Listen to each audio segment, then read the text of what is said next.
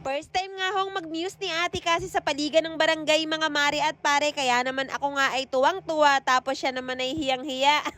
Hi guys! Another day, another mini vlog na naman ang buhay namin ni Buyok dito sa isla at ngayong araw nga pala ay samahan nyo kaming dumayo doon sa kabilang barangay. Yes mga mare, may kumuha nga kay ate kasi na mag-muse sa team nila at etot, napilit ko nga siya, Diyos ko dahil. Alas 3 ng madaling araw nga kami gumising dyan mga mare dahil maagap nga ang parada doon sa barangay Hanusa. Pinabantayan ko nga muna kay Buyok itong aming bunso mga mare dahil ako nga aasikasuhin nga muna itong si ate Kasi. Bali alas 4 na nga ng madaling araw dumating yung makeup artist ni ate Kasi, kaya eto at nagsimula na nga sila. Alam nyo ba mga mare, sobrang mahiyain talaga nitong si ate Kasi at nagulat nga ako dahil pumayag nga siya. Biglaan lang din naman ito mga mare dahil ilang araw na nga lang nung sinabi sa amin. Aba, biruin nyo'y balak pa ba namang umatras, kaya sabi ko hindi na pwede, kawawa naman yung team nila. Nung time nga na yan, iniisip namin kung itataas ba or ibababa na lang yung buhok ni ate Kasi. Bagay din naman kasi sa kanya yung nakataas mga maret, bagay nga rin yung nakababa, pero sa huli nga yung nakababa na lang ang pinili namin dahil parang mas maganda nga siya doon. Alam nyo ba mga mare, ngayon na nga siya mag-muse pero hindi pa nga siya nakakapag-practice na rumampa, kaya naman eto tinuruan na nga siya nung nagme-makeup sa kanya. Tawang-tawa nga kami dyan mga mare dahil wala talaga siyang ka-idea sa pagrampa, talaga namang tuwid na tuwid ang paglalakad nyo, skuday. Hindi na nga raw kasi siya rarampa mga mare at magpaparada na nga lang daw siya, pero pinag-practice ko pa rin dahil baka mamaya ay magbago nga ang isip. Isang oras lang naman ang biyahe namin papunta doon mga mare at may oras pa nga kami bago kami umalis dito sa aming nayon. Ewan ko nga kung maalala pa ni ate kasi ang lahat ng itinuturo sa kanya ngayon mga mare at bahala na nga mamaya kung makakarampa nga siya. Pagkatapos nga ho nilang mag-practice mga mare ay nagkape nga lang kami tapos ay sumakay na nga rin kami ng bangka. Nakakatuwa nga ho itong si Maleklek mga mare dahil fresh from higaan pa nga yan at wala ngang palit-palit mga mare, bigla ko na nga lang siyang binuhat papunta nga rito sa bangka nyo.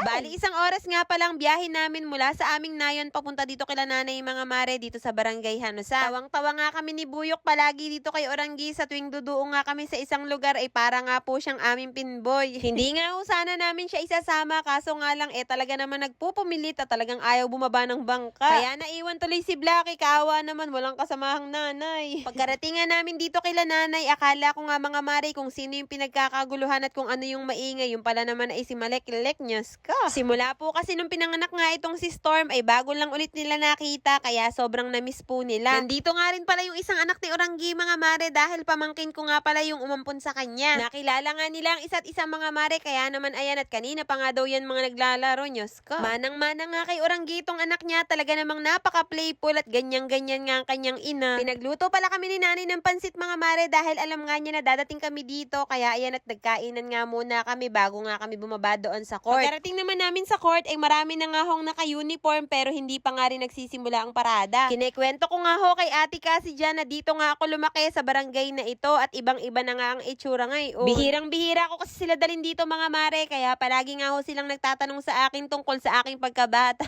Simula po kasi talaga nung nag-asawa nga ako ay hindi na talaga ako pala uwi dito sa aming barangay mga mare at hindi ko na talaga makilala yung mga kabataan ngayon. Maya-maya nga lang nang dumami na nga ang mga player ay nagsimula na nga rin ang parada mga mare at hindi na nga ako sumama dahil medyo mainit na nga nung mga time na yan. Grabe, sobrang nakakamiss talaga ang lugar na ito mga mare at yung iba nga hindi na rin talaga ako kilala. Yung ibang mga kabataan nga ay hindi alam na taga dito ako sa lugar na ito kaya nagugulat nga sila mga mare kapag sinasabi ko nga sa aking vlog. 2009 nga ho kami kinasal ni Buyok at dito nga kami kinasal sa barangay Hanusa mga mare at mismong dito sa court nga ang reception namin. Hay, grabe talaga, sobrang bilis talaga ng panahon at biruin nyo ay meron na nga akong ate Kasi, ate Megan at baby Malik Storm. Abay, dati ngay nagtatakbuhan pa kami dito sa may daan ng walang mga tsinelas tapos ngayon ay naging isang vloggeris-tiris na.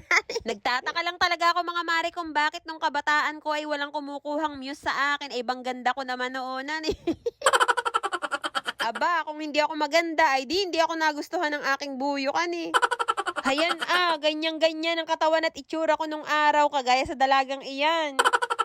Medyo mahaba pala ang parada mga mare at pare dahil kasamahan nga dito yung mga bata at yung mga nagbabalibol. Nasa pinakahulihan nga ang team nila ate Kasi mga mare at para mga tangkwalis yata kaya nilagay sa hulihanan Napakabongga nga ng parada nila mga mare dahil may kasamahan pang ang musiko at bangsaya nga ngayon mga mare, talaga napakaraming tao. Iikutin nga ho nila ang buong barangay pero saglit lang naman yun mga mare dahil bang bilis naman ho nilang maglakad. O di ba mga mare, napakabilis nga nilang maglakad at nakabalik na nga agad sila dito sa court. Pagkatapos nga magdasal at kumanta ng pambansang awit ng Pilipinas mga mare, ay sinimulan na nga rin ho ang pagrampa ng mga muse. Kitang-kita mo nga ang kaba sa mukha ni Ate Cassie doon sa isang sulok mga mare at parang namumutla na. Hindi ko nga siya masyadong pinapansin mga mare dahil baka mamaya mag-back out, kaya naman nag-focus nga muna ako dito sa ibang muse. Hindi ko naman siya masisisi mga mare dahil first time nga lang niyang mag-muse sa ganitong event. Kaya ako nga siya sinasali sa mga ganitong event para ma-boost palalo ang confidence niya. Halata naman sa kanya na may fear of crowd siya mga mare dahil dun nga sa pinakadulo ng isla, ikakaunti nga lang ho ang nakakasalamuha niya. Alam niyo ba mga mare na may fear of crowds din ako noon, pero simula nga ho nung nag-vlog ako ay parang nawala-wala na. Sabi ko nga sa kanya mga mare ay maganda naman siya kung bakit nahihiya nga ho siyang humarap sa maraming tao.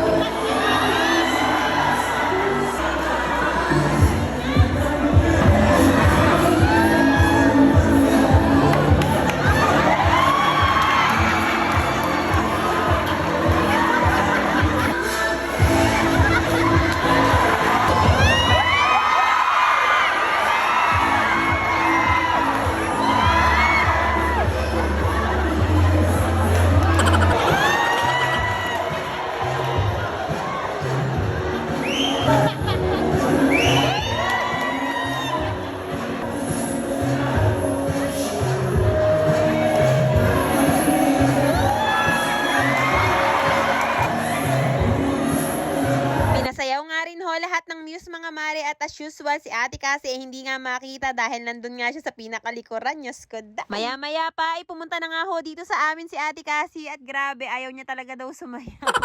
Super na-enjoy naman namin ni Ate Cassie ang event na to mga mare, kaya naman kung nakarating nga kayo hanggang dito sa dulo at kung nagustuhan nyo nga itong video na to ay baka naman pa-heart at pa-share at syempre pa-follow na rin po. Yun lang mga mare, maraming salamat sa panonood.